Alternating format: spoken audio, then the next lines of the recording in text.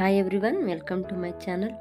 ನಾವಿವತ್ತು ಬೋಟಿ pepper dry ಮಾಡೋದು ಹೇಗೆ ಅಂತ ನೋಡ್ಕೊಂಬರೋಣ ಬನ್ನಿ. ತುಂಬ ಸಿಂಪಲ್ಲಾಗಿ ಮಾಡುವಂತಹ ಒಂದು ರೆಸಿಪಿ ಇದು. ಆಗಿದ್ದರೆ ಇದು ಮಾಡೋದಕ್ಕೆ ಬೇಕಾಗಿರುವ ಇಂಗ್ರೀಡಿಯೆಂಟ್ಸ್ ಏನಂತ ನೋಡ್ಕೊಂಬರೋಣ ಬನ್ನಿ.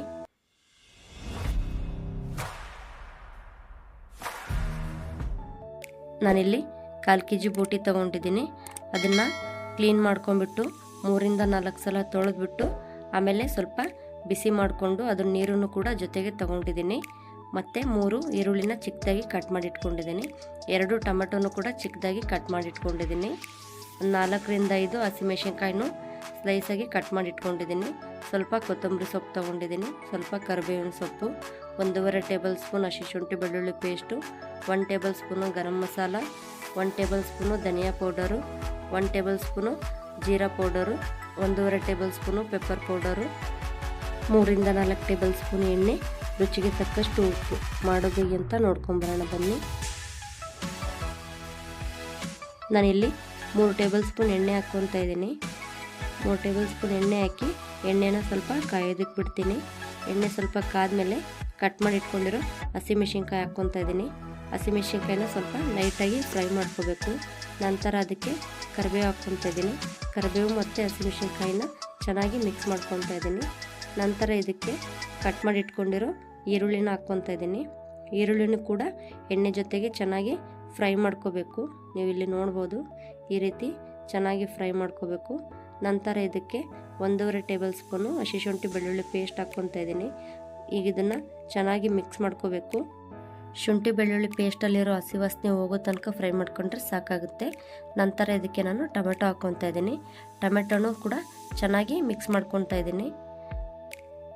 ಟೊಮೆಟೊನು ಕೂಡ ಚೆನ್ನಾಗಿ ಮಿಕ್ಸ್ ಮಾಡ್ಕೊಂಡ್ಮೇಲೆ ಈಗ ಇದಕ್ಕೆ 1/4 ಟೇಬಲ್ ಸ್ಪೂನು ಅರಿಶಿಣ ಹಾಕ್ಕೊತಾ ಇದ್ದೀನಿ. ಜೊತೆಗೆ 1/2 ಟೇಬಲ್ ಸ್ಪೂನಷ್ಟು ಉಪ್ಪು ಹಾಕ್ಕೊತಾ ಇದ್ದೀನಿ. ಉಪ್ಪು ಹಾಕೋದ್ರಿಂದ ಟೊಮೆಟೊ ಜಲ್ದಿ ಸ್ಮೂತ್ ಆಗುತ್ತೆ, ಹಾಗಾಗಿ ಉಪ್ಪು ಮತ್ತು ಅರಿಶಿನ ಪುಡಿಯನ್ನು ಹಾಕ್ಕೊತಾ ಇದ್ದೀನಿ. ಈಗ ಅದನ್ನು ಚೆನ್ನಾಗಿ ಮಿಕ್ಸ್ ಮಾಡಿಬಿಟ್ಟು ಒಂದು 30 ಸೆಕೆಂಡು ಹಾಗೆ ಫ್ರೈ ಆಗೋದಕ್ಕೆ ಬಿಡಬೇಕು. ನಂತರ ಅದಕ್ಕೆ ನಾನು ಬೋಟಿ ಹಾಕ್ಕೊತಾ ಇದ್ದೀನಿ. ಜೊತೆಗೂ ನೀರು ಕೂಡ ಹಾಕ್ಕೊತಾ ಇದ್ದೀನಿ. ಬೋಟಿ ಮತ್ತು ನೀರು ಎರಡನ್ನೂ ಹಾಕ್ಬಿಟ್ಟು ಚೆನ್ನಾಗಿ ಮಿಕ್ಸ್ ಮಾಡ್ಕೊತಾ ಇದ್ದೀನಿ.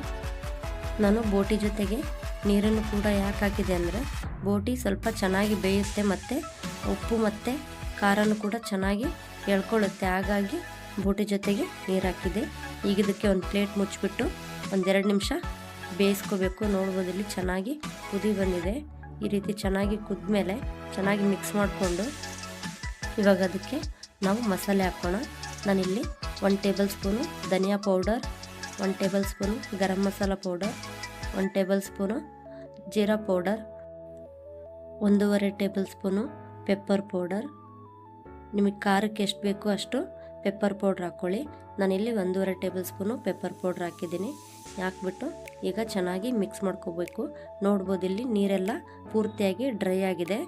ಈಗ ಇದನ್ನು ಚೆನ್ನಾಗಿ ಮಿಕ್ಸ್ ಮಾಡಿಕೊಂಡು 1-2 ನಿಮಿಷ ಲಿಡ್ನ ಕ್ಲೋಸ್ ಮಾಡಿ ಬೇಯಿಸ್ಕೋಬೇಕಾಗುತ್ತೆ. ನೀವಿಲ್ಲಿ ನೋಡ್ಬೋದು, ನಾನೀಗ ಲಿಡ್ನ ಕ್ಲೋಸ್ ಮಾಡ್ತಾ ಇದ್ದೀನಿ.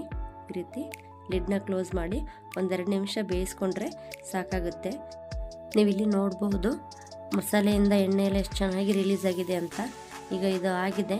ನಾನು ಇನ್ನೊಂದು ಸಲ ಚೆನ್ನಾಗಿ ಮಿಕ್ಸ್ ಮಾಡ್ಕೊತಾ ಇದ್ದೀನಿ. ನೋಡ್ಬೋದು ಇಲ್ಲಿ ಎಷ್ಟು ಚೆನ್ನಾಗಿ ಬಂದಿದೆ ಅಂತ. ಟೇಸ್ಟ್ ಕೂಡ ಅಷ್ಟೇ ಚೆನ್ನಾಗಿದೆ.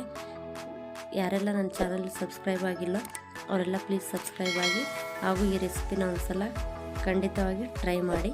ನಂತರ ನಾನು ಇದಕ್ಕೆ ಸ್ವಲ್ಪ ಕೊತ್ತಂಬರಿ ಸೊಪ್ಪು ಹಾಕ್ಬಿಟ್ಟು ಇನ್ನೊಂದು ಸಲ ಮಿಕ್ಸ್ ಮಾಡಿಕೊಂಡು ಗ್ಯಾಸ್ ಫ್ಲೇಮ್ನ ಆಫ್ ಮಾಡಿ ಬಿಸಿ ಬಿಸಿಯಾಗಿ ಬಡಿಸ್ಕೊಂಡ್ರೆ ತುಂಬ ರುಚಿಯಾಗಿರುತ್ತೆ. ಇದನ್ನು ನಾವು ಬೇಕಾದರೆ ಚಪಾತಿ, ರೊಟ್ಟಿ ಅಥವಾ ಅನ್ನಕ್ಕೆ ಸೈಡ್ ಡಿಶ್ ಆಗಿ ಕೂಡ ತಿನ್ಬೋದು. ತುಂಬ ಚೆನ್ನಾಗಿರುತ್ತೆ. ಖಂಡಿತವಾಗಿ ಒಂದು ಸಲ ಟ್ರೈ ಮಾಡಿ.